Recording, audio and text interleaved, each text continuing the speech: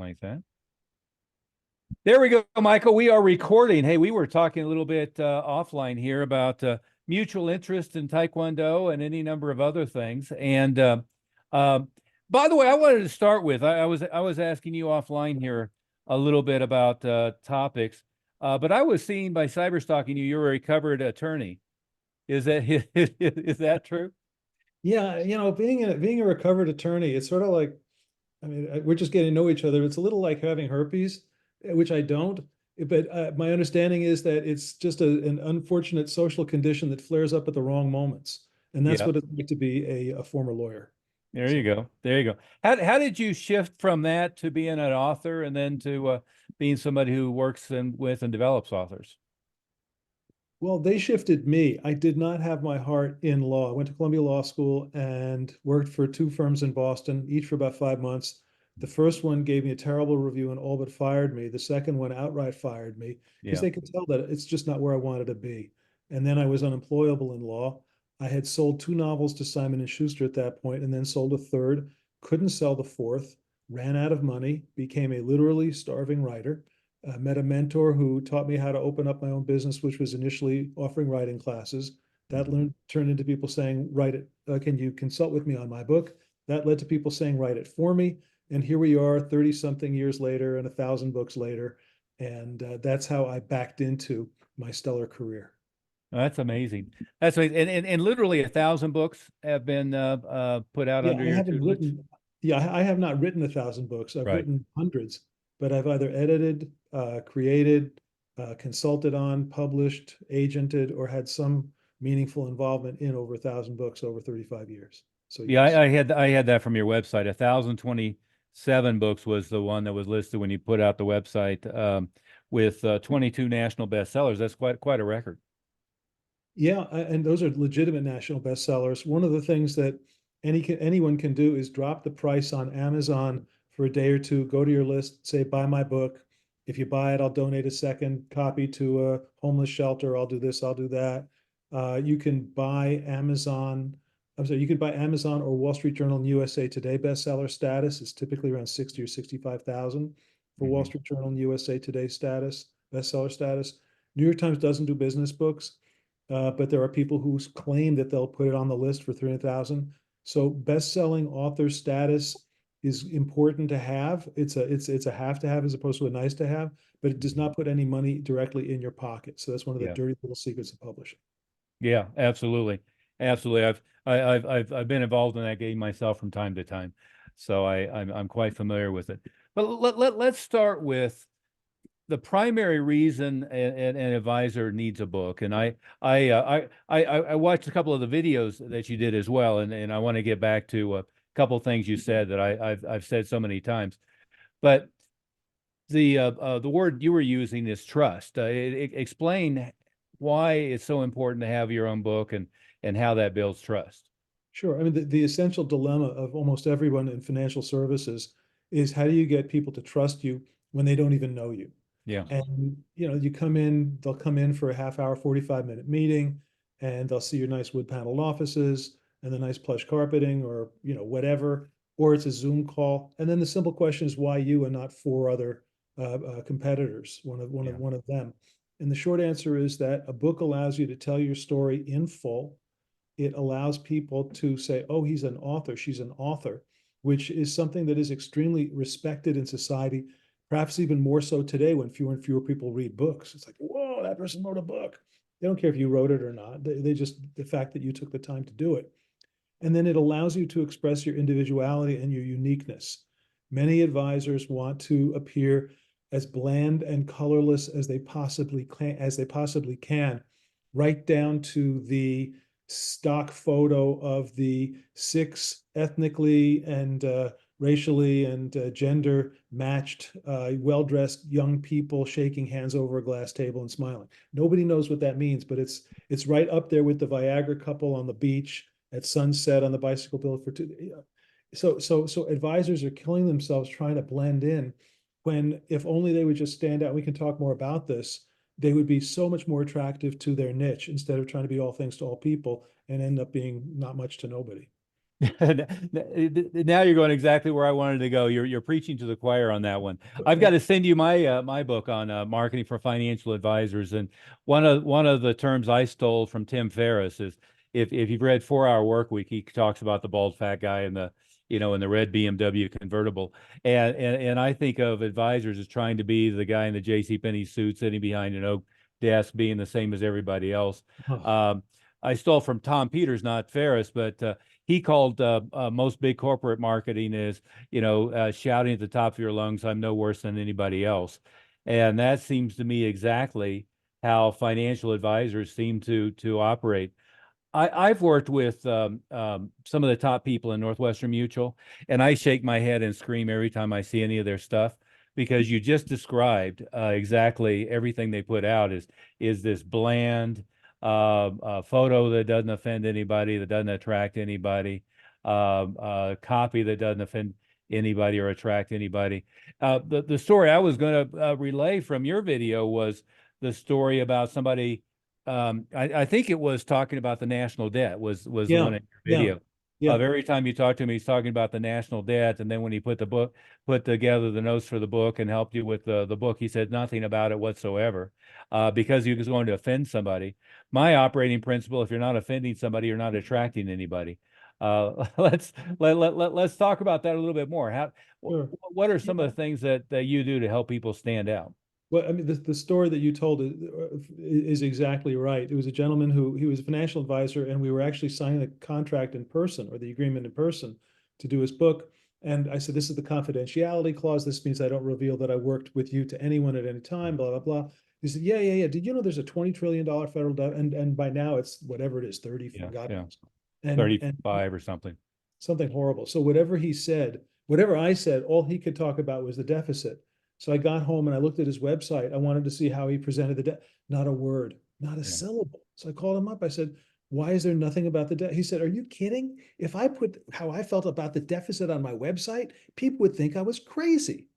I said, "Well, as soon as they talk to you for 45 seconds, they'll know you're crazy unless they feel the same way you do." yeah, So we did a book that was 70% about the deficit and 30% about his financial advice. And as a result, he got passed around because all those people who are, on fire about the deficit, they all know each other. They yeah. belong to the same clubs. They go to the same watering holes. They are involved in the same things online. So they were saying basically, hallelujah, finally, we found somebody who feels the way we do. And that's why I ask advisors when I'm doing their books, and I've done over 100 for advisors over the last 25 years, what do you believe in? What do you care about? Is it your religious background? Is it your military experience? Is it the way you were raised that makes you think a certain way? Because the thing is that the more you can attract people in a niche, the more success your niche will make you rich. Trying to be all things to all people is a recipe for the numbers game. And means you're just going to have to cold call until you get enough people who decide you're the least worst option. Hmm. Whereas people will be clamoring to get on your schedule if you can show them this is what I stand for. This is what I believe in. And if you feel that way too, come along with me. Yeah. I couldn't agree more. Michael, we haven't met before. In fact, we kind of stumbled across each other by accident, but I can't believe how closely we are aligned philosophically That's on this great. stuff. And how did you end up in the financial advisor niche? I spent some time about a dozen years ago going over all of my clients and just sort of ranking them in terms of who are the best people for us to be pursuing. And it turned out that the key question that determined whether people wanted to do a book or not was their tolerance for risk. Hmm. And doctors, attorneys, advisors, accountants, wrong side of the risk line.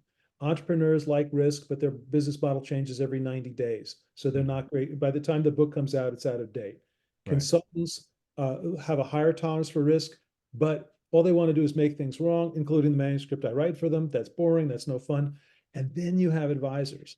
Advisors are gunslingers by and large. They get it. They love going after exciting, fun things. They like seeing their face on the cover of a book, quite frankly, and they can monetize the thing very, very quickly. It Yeah. does not take much new AUM to offset the cost of getting a book done. And then also, they look at a book and say, I'm selling to the husband or I'm selling to the wife, then the husband or wife has to go sell to the other spouse. Mhm. And in my home, if I've been married almost 25 years, if I tell my wife I found the guy, she laughs in my face because the last guy I found, not so much. But then if I give my wife the book and say, here, read this, then she says, you know something, this time you found the guy. And that's true whether the co-decision maker is the spouse or the partner or the accountant and the trust attorney and the other people on the team because it's an ultra high net worth individual. So if you ask, why do I focus so heavily on advisors, although we do books for a lot of different folks, it's because they have the need for it and the desire for it. And they have the question of trust. You know, how do they build trust? And how do they do that quickly? And how do they do that without having to tell their story? Oh, you know, one of my buddies got divorced and his wife remarried, and after a while, and he said to her, why'd you marry that guy out of all the guys? She said, well, I got tired of telling my story. And I think we all get tired of telling our story at some point, or, you know, unless we're just so obsessed with ourselves. Normal, rational people get tired of telling their stories. Book tells it for you. And now they want to get on your schedule instead of you trying to get them on your schedule. The whole dynamic changes. So Yeah. I could go on, but that's basically, you know, I mean, advisors are people. They want relationships to go well because then they're going to tap into my network and I'm going to send them all my buddies and it's going to be great. So, you know, on every way you could score which vertical is the best for what I do, it's financial services front, right, and center. Yeah, and I couldn't agree with you more. It's one of those things that from every different angle, whether it's they need an effective lead magnet or whether they need something to build a relationship with somebody once they've gotten a prospect, whether it's a referral or whatever. One of the best marketing stories I've heard. It wasn't one of my clients, but um, they basically ended up shifting to they were doing a new book every 90 days. And Yeah. then every one of their clients got the new book, 5 copies of the new book. And they were so busy with referral traffic from just giving all their clients their book. And of course, in this case, they were doing relatively small, simple ones on single topics. But they were so busy on referrals by having that as a pass along tool with a high level of credibility that they were filling their calendar, not only filling it, but filling it with high quality prospects on a regular basis. In working with advisors, I probably come across 3 or 4 objections that they have. One is, as you know, an awful lot of advisors have done a book, but they've done a book with somebody who didn't know how to teach them how to use it, right? And so now they have this thing sit on the shelf that nobody's ever been given, that they haven't done anything with. And in most cases, those people who did the book do not have the perspective you have.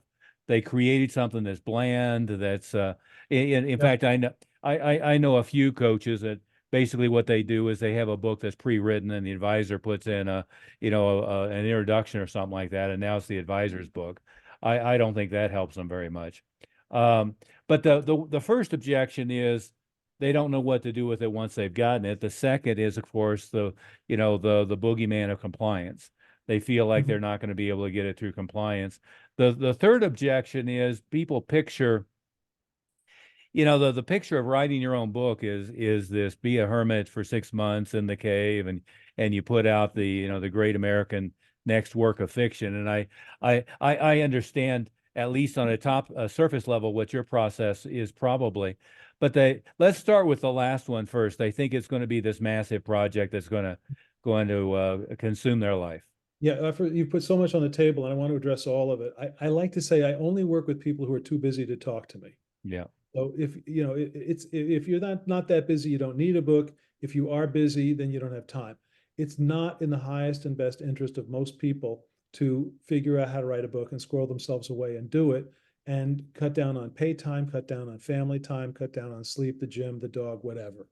So I've been doing this long enough. You give me an hour to an hour and a half, I can plan the book and come back to you with title, subtitle, chapter titles.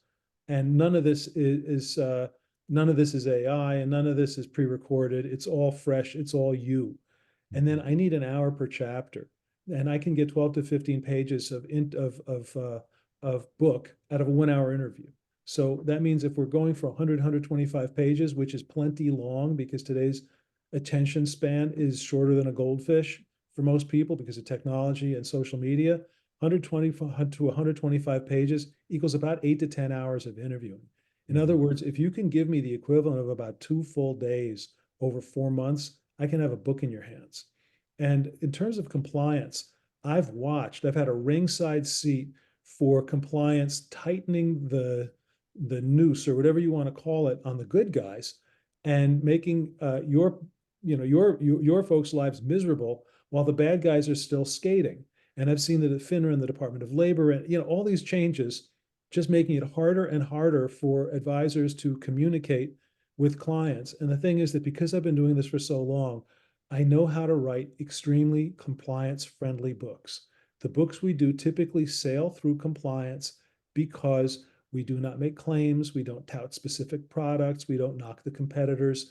And those are the sort of the real no-nos. And if you avoid those things, the compliance person reading the manuscript sort of sits back, the shoulders go down, they say, oh, this person gets it. And it sails. So there are some broker dealers that don't permit in all candor, their advisors to have books. And for those people, they're able to release the same material as a series of white papers. What's the difference? I don't know. But the thing is that you get the credibility, you get the information out, and you're good to go. So, Yeah. and then, I just want to come back to the one thing before I forget. You're talking about 4 books in a year. I've done that for clients, and it's great. It can be exhausting. But what's really important about having a book that's current is that I like to say all books are either BC or AD. And BC means before COVID, and AD means after Donald. And people can tell if your book is out of date or not. Mhm. And if you're using something that's bland and boring and came off the shelf and was probably written 10 years ago when interest rates were whatever they were and the market was where it was then, and there's just no reference to the fact that we've been through a pandemic without, or just everything that's going on in the world today, people are going to take one look at that and go, this guy or this person has nothing to offer. So your book has to be current. It has to reflect what's happening in the world right now and has to be presented in a way that recognizes that people's attention spans are short and they just want something where you hit it and quit it, get on the stage, say what you need to say, get off the stage, done and done. Yeah.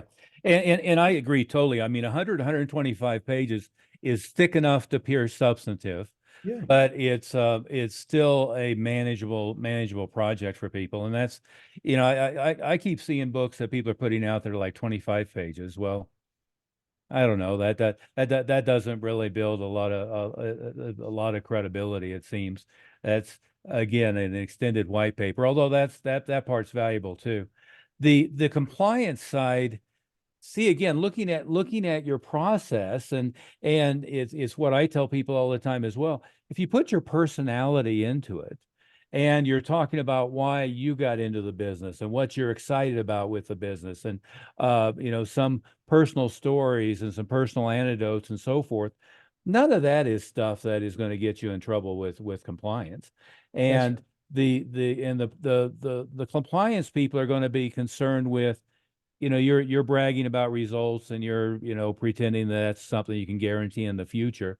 That's like their big concern, right? And or you're trying to compare you to the company down the street. That's again something that they're going to be concerned with. But if I have a client who's into Porsches or into fly fishing, or he has a compelling story about why he got into this business, and compelling stories about past clients, and thing they've done without specifics of their investment strategy, none of that gets you in trouble. And all of it creates a human being behind the story rather than just some faceless, nameless entity. Yeah, that's exactly right. And the thing is that all of the sins of Wall Street are conferred on the head of every single advisor. Yeah. They look at you as part of that world and part of the problem, and where are the customers' yachts, and the whole anytime there's a bad news story, you did it. Yeah. So the question becomes, how do you separate yourself from that? And it's exactly as you say, you tell your own story. I worked with a guy, I shouldn't say I worked with him. I met with a prospect who did retirement planning for firefighters in the state of California in their last year of service before they retired. Mhm. And I said, how do you get your clients? He said, I just go up and down I mean, they just pass me around from firehouse to firehouse. I Mhm. said, well, why don't you do civil service? Why don't you do cops? Why don't you do judges or teachers? He said, don't need to. He said, I got all the business I need. I said, what do you need a book for? He said, you're right. This was very enjoyable.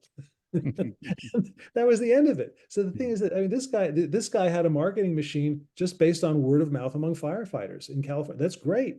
Most people don't have that. So the question is, what makes you stand out? And you may say, well, nothing about me is that special. If you were in the military, that matters. Either all of us or should be all of us. If you're, I mentioned this earlier, your religious beliefs create a sense of affinity. Well, I don't want to offend the other people. Well, then they're not your prospects anyway, because once you come in and you start talking about your faith, they're going to be like, well, I don't really want a faith-based person. So, Seth Godin uses the expression tribes and tribal leaders. You are the tribal leader to a tribe. So your responsibility is to say, who's in my tribe? And it isn't everybody with a pulse and a net worth. It's people who have some sort of connection that is going to be meaningful when they meet you because the two of you share that connection. So instead of, sometimes I say if you and your chief competitor switched websites in the middle, or if they were switched in the middle of the night, how many years would it take before either of you noticed it? Mhm. And you'll never notice it because you never look at your own. Most people in financial services look at marketing as a box they have to check. Okay, I've got a website, check. Okay, I've got white papers, check. And it's the same as everybody else's. And the real issue is commoditization. The internet turns everyone into a commodity, and commodities are judged entirely or primarily on price.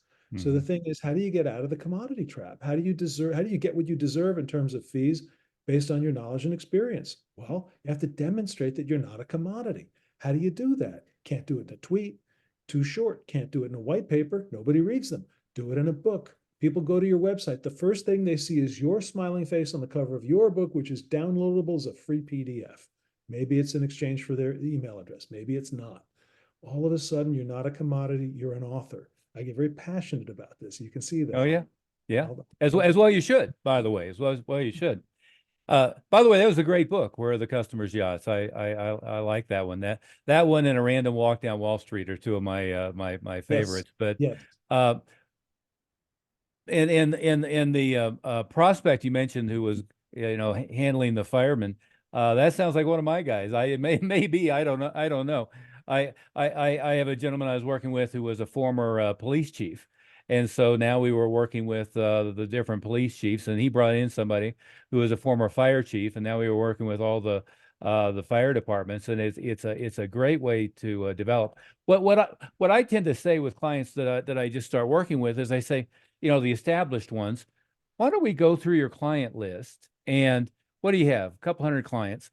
Let's figure out who you click best with. Who is it you really like? Because so many of them have built it randomly, right? They went through their frat buddies or they went through their Yeah. neighbors and then they started to develop referrals randomly. Who is it you click with? Who do you have the best relationship with?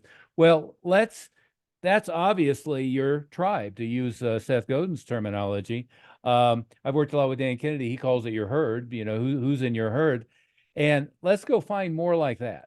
So who is it you really click with? Who is it you really like? Sometimes it becomes natural because they were a fireman, a fire chief, a policeman, from the military. Another advisor I was working with was a retired major, from the I believe his army.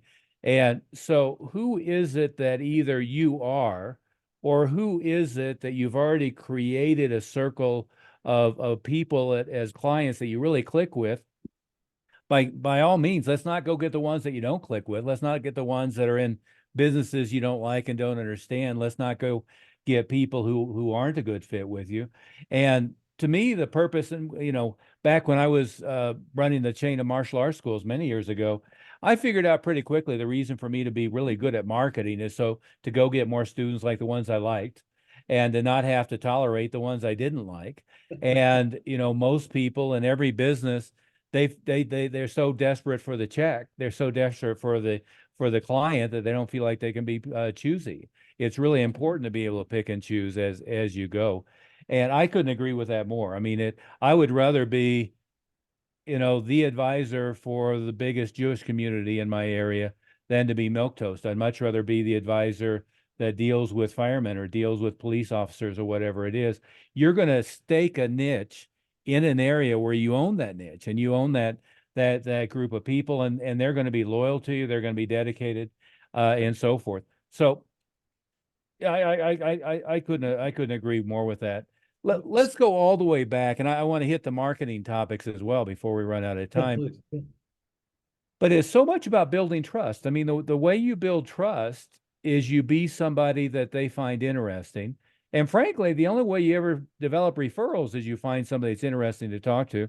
Michael, a story I've told before, and this isn't directly a financial advisor story, but when I first moved to Colorado, the guy that I ended up using for car insurance, home insurance, all of that stuff, he was a massive Arkansas Razorbacks fan. Huh. Now, I'm from Oklahoma, went to Georgetown and Washington, D.C., moved to Colorado. I could care less about Razorbacks. I could care less about red pigs, all of that stuff. But you walked into his office and there's, the Razorback banners. His card had a Razorback on his business card. He was interesting just because he wore it on his sleeve. And Yeah. I don't know how many referrals I gave him over the years. I at the time 3,500 students, and I talked about John all the time. And I remember his name to this point. He retired probably 20 years ago.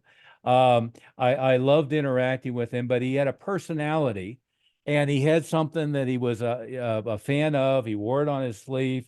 I can't tell you how many times I've talked to advisors about referrals, and they say, "Well, I just don't get enough referrals." I say, "Well, you got to be interesting. There's got to be something about you that people want to talk about. They've got to light up with something." And in his case, you didn't need to be a Razorback fan to find him interesting. It just on the advisor websites, me and my team now, we've probably gone through at least 3,000 advisor websites.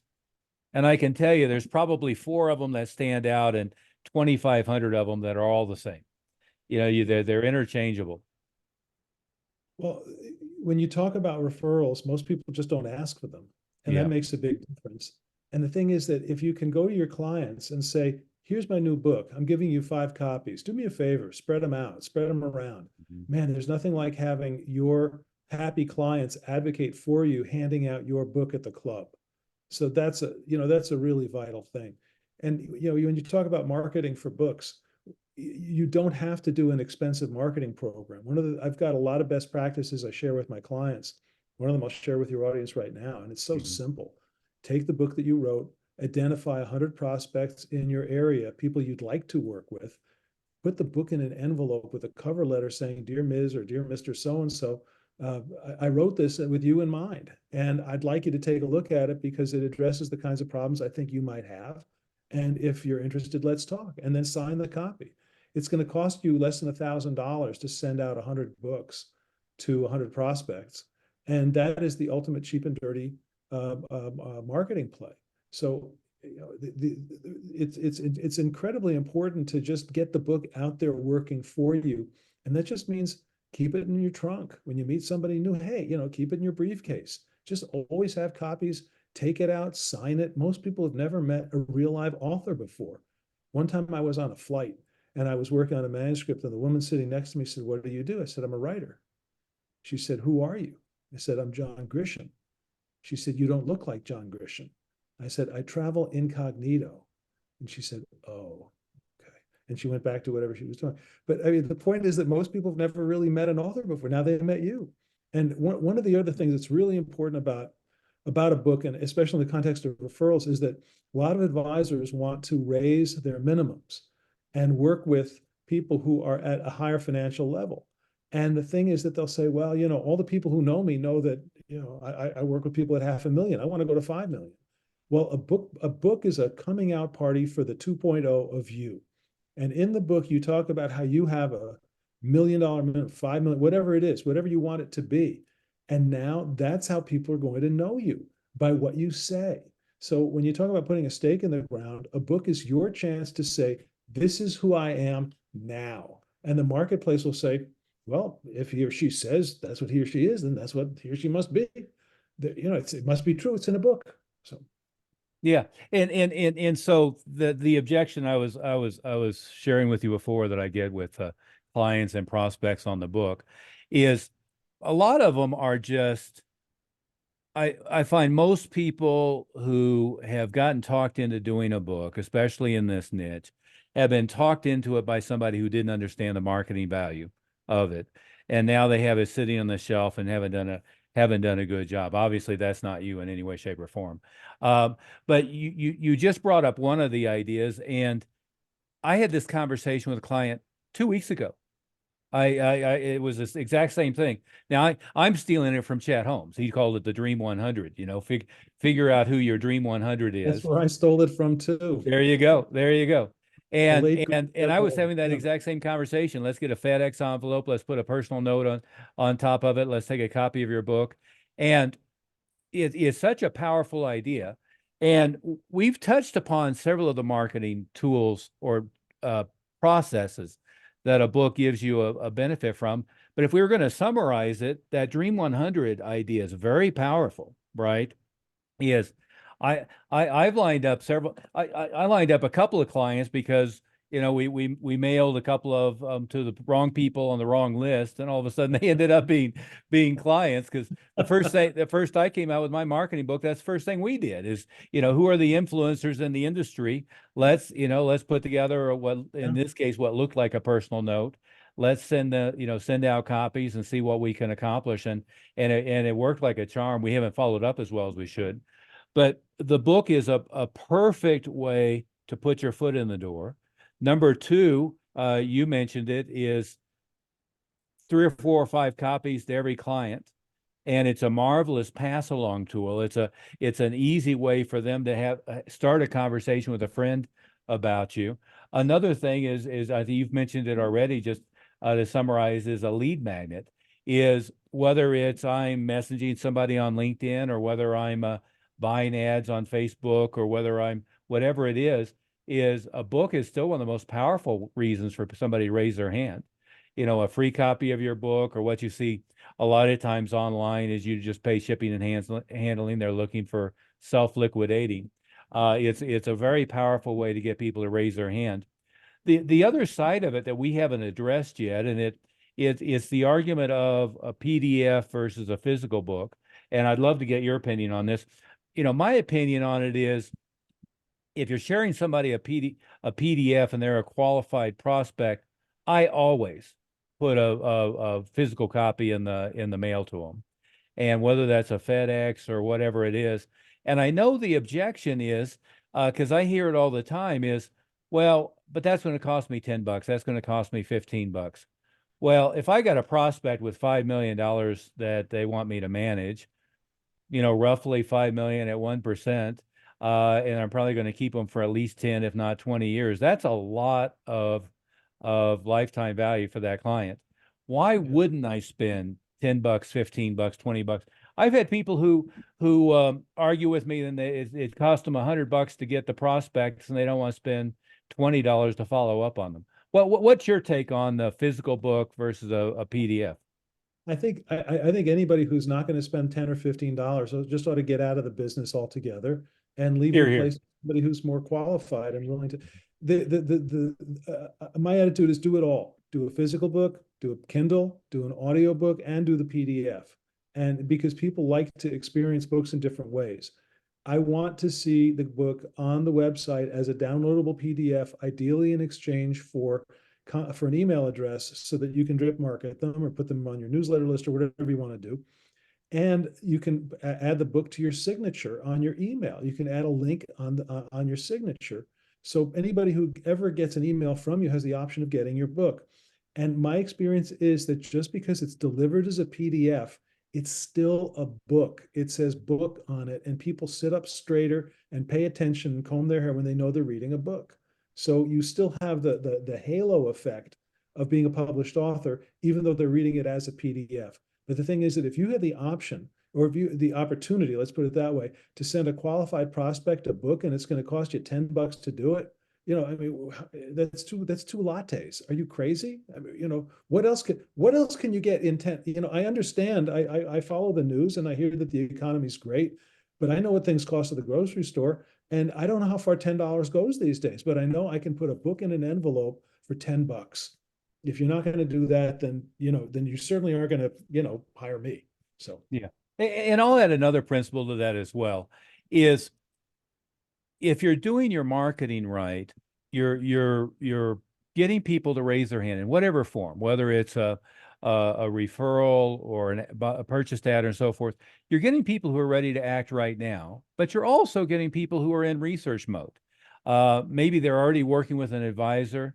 And by the way, the data shows I'm going to butcher these numbers, but I was privy to an internal study at a very high level, and they were coming up with something like 65% of people who are working with an advisor was not particularly impressed with whoever it was they were working with.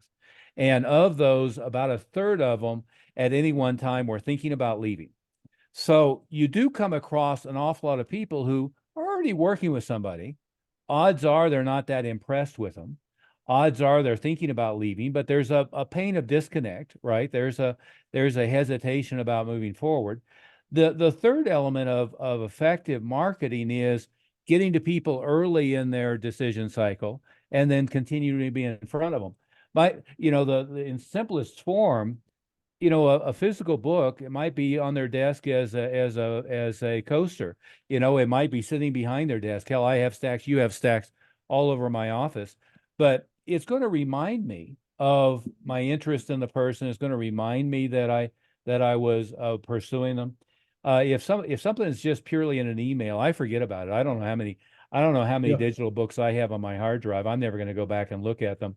But if I have their book on my desk as a paperweight or as a coaster, or I have it sitting up in the kitchen thinking about getting around to them, I'm going to come back to them and be interested.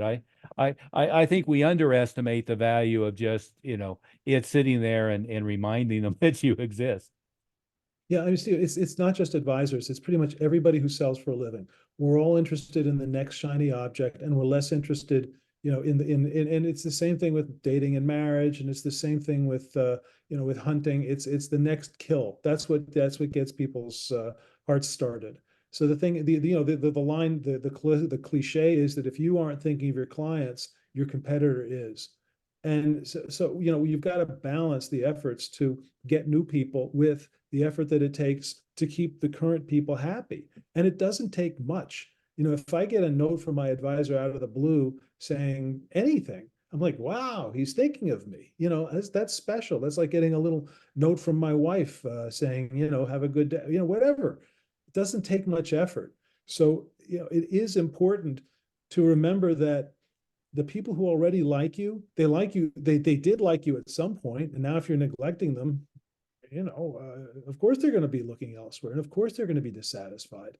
And then the advisor is shocked when so and so leaves. I mean, the other thing is ignoring the next gen, which is just, the thing is that most advisors are really happy with guys they can play golf with, Yeah. and they don't want to have to deal with the spouses. They won't take on women clients. This is a dirty little secret of the industry too. A lot of advisors don't want women clients, and the whole language and tenor of the way financial services is structured, it disfavors women. And I'm not a big, rah rah anything. I'm just telling you how it is. Yeah. And is that good enough? Is that good enough as an industry? Is it smart? Is it going to? My expression is CPR, which stands for cash in your pocket right now. Is it going to is it going to do CPR? Is it going to put cash in your pocket right now if you only want to deal with guys who play golf with you or go hunt with you? Well, what about their children and grandchildren? Because the minute that dad and mom are gone, so is the money. And that's a big hit to your AUM. I mean, so why aren't you actively speaking to the next gen? Why aren't they getting books? Why aren't you doing a book just for the next gen and talk to them and explain this is what financial services is? Because they think that their apps are better than you are. It used to be that the E-Trades were better. Well, now Robinhood is better. Mhm. Everyone I've ever known who uses Robinhood has lost thousands of dollars on it because they trade as if they're on FanDuel. Yeah. But the thing is that if you would educate them, then their money won't go to the Maserati dealer or to FanDuel or to Robinhood. It'll stay with you, but only if you connect. So, you know, Let's dissect what a couple of things you said there. I've had this argument with a number of advisors on the women's market, and there was a article in Wall Street Journal, maybe a year or so now. I lose track, but it was saying that something like 58% of all wealth in the United States is owned or controlled by a woman. From my background in the martial arts schools, I always said it this way: is especially in the kids market, that mom was making 80% of the decision and dad was only there to veto. And the thing that the argument has been is a lot of firms are thinking that women want to deal with women. And I'm not sure that that's true. I think women want to deal with somebody who won't act condescending, who will talk to them on their terms, who will be effective and patient. And I'm not implying in any way, shape, or form that women are less educated financially than men, but they don't want to feel like their advisor is being condescending, that is being short, is in any way communicating poorly with them. And the industry is rife, I think, with that. With, as you said, the frame you put it on is they want a golf buddy. But I look at it even a little bit deeper. Is I think an awful lot of advisors miss where the control in the relationship is. yeah. They miss the person that they have to convince. And if I'm not, if I'm dealing with a couple, I'm going to make sure I'm dealing with both people in the relationship, not just the husband in this case. And if I'm marketing effectively, I'm going to be marketing to women even more so than men, and I'm going to be doing it in language that's going to be attractive to them. And and again, by the way, the data often shows that women don't want to work with women necessarily. They just want to deal with men who will deal with them respectfully rather than in a condescending way. So it's an interesting data point. And by the way, it's a good subject for a book for an advisor. You know, Look why? at David Bach. Yeah, He recognized early on exactly what you're talking about, which is that women control vast amounts of wealth, and he built his financial services firm and his practice and his books around addressing that factor. Look at Susie Orman. yeah, So I mean, in my home, the joke is, and it's not a joke, it's that I'm in charge of two things: cash flow and trash flow. yeah. And that's it. I make the money and I take out the garbage. And Mhm. everything that happens to the money in between, no, I have no idea. And you know what? I don't even want to know. I don't care. Just give it to my wife and whatever she does. I was told never argue with your wife about money. I've never questioned a penny she spent in all these years. Although I did give her an unlimited budget for my daughter's wedding and she exceeded it. But I mean, the short of it is, you know, you are missing the boat if you're not recognizing the fact that the guy sitting across from you is going to be in a position to suggest to his wife that they hire you, but he's not going to be making that call. And are you? I mean, if you're speaking condescendingly to a woman, then there's shame on you, and you get what you deserve. So it's not that hard to treat people with respect, and why on earth advisors ignore all the wealth that women control. They do this at their peril, and it's way over my pay grade. So I've got no Yeah. answers for that. Yeah, I've had that conversation so many times that it's pathetic.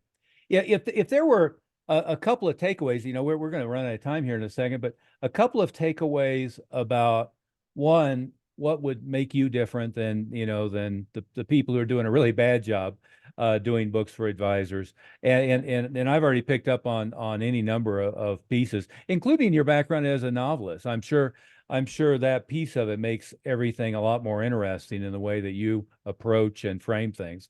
But what are some of the things that help you stick out from the bad experiences that some people may have had?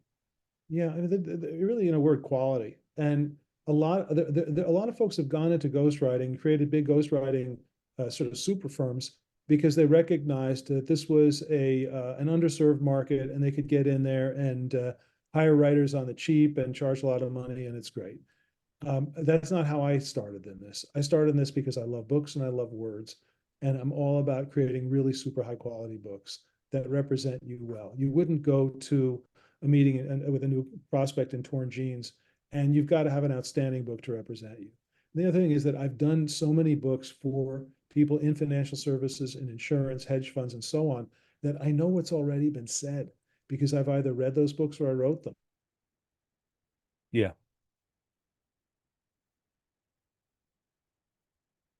What did you just say? Let's focus on that. And that's not something you can get from, an average advisor or chat GPT or something like that. So it really comes down to, are you going to have a book that's going to represent you brilliantly in the marketplace, or is that not important to you? And if it is, then let's talk. I do have a background in fiction writing, and I've done a lot of fables for financial services people, insurance people, and people in other fields. And I love writing fables because they really create a sense of connection and stickiness, if you will, between the author, the advisor, and the reader. People love parables because that empowers them to pull out the lesson and the meaning instead of being told you have to do this. So they like that a lot better. And there are many cases where that's appropriate, and I love doing those. And good luck if you're working with a writer who, I mean, my work's been either made or optioned by Disney, Paramount, ABC, HBO, Steven Soderbergh. I could go on. So, can your writer do that? I don't know. I don't know. But so those are the things that I bring to the table. And then if you're not working with somebody who has extensive experience writing compliance friendly books, then you're going to have a bad day at the office when compliance gets your manuscript and is unhappy and then just doesn't want to hear from it, and then it changes the relationship that you have with them. So the only time I've ever had a problem with a compliance department was when they already didn't like the advisor because he tried to do a bunch of stuff, and they said, look, Michael, you're a nice guy, but we're never going to put anything through. So just, give him back his money. And I did, and that was the end of it. So, but by and large, you've got to have somebody who really gets the compliance piece. And then you have to have people who finish what they start. Writers who don't put references on their websites from successful advisors you can talk to are people you should not trust. If it says that they do white papers and write websites and speeches and this and that, well, my goodness, writing a book is a different animal. You want somebody who has the specific skill set for writing a book. I typically cannot find people who are great at 5 things. If I can find somebody who's great at 1 thing, I had a good day. If I 2, 3 things, not so much. And then just be really, really super careful about how you spend your money on book marketing. I mean, even if you don't hire me, talk to me first. Just call me, email me, and let's talk about it, because there's so many people who take horrible advantage of first-time authors and just rip them off mercilessly. And part of what I do is I protect my clients from that by making sure that they're published correctly, properly, beautifully, aesthetically, and inexpensively. And then I don't let them waste money on book marketing that they don't need. So, the Dream 100, Chet Holmes was also a big martial arts guy. Oh yeah, exactly. Exactly. If that's all you did, and then you gave your book out and you give extra copies of your books to all of your current clients, you'll do fine. It really isn't that complicated. So those are some of the takeaways, I'd say. Yeah, you mentioned martial arts. An awful lot of the very high profile coaches and consultants and so forth do have that background. I had Brian Tracy speak at an event one time. He actually got to start running a martial arts school way back in the day. Tony Robbins is a black belt with my instructor, with June Ring, and you can go through the list. Even our current president Joe Biden was a student of my instructor June Ring, as was H.W. Bush, as was Newt Gingrich. You can kind of go through the list. Oh.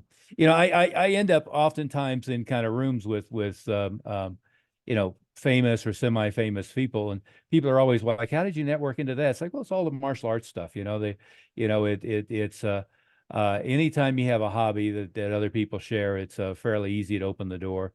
And if you don't, you got to find someplace, and that's part of that Chat Holmes idea as well, figuring out what they're passionate about and getting in front of their passion. I've done a lot of stuff over the years with Chuck Norris, and other people were paying him 6 figures to do stuff, and he was doing it because we were friends, not because of any other reason. For that very reason.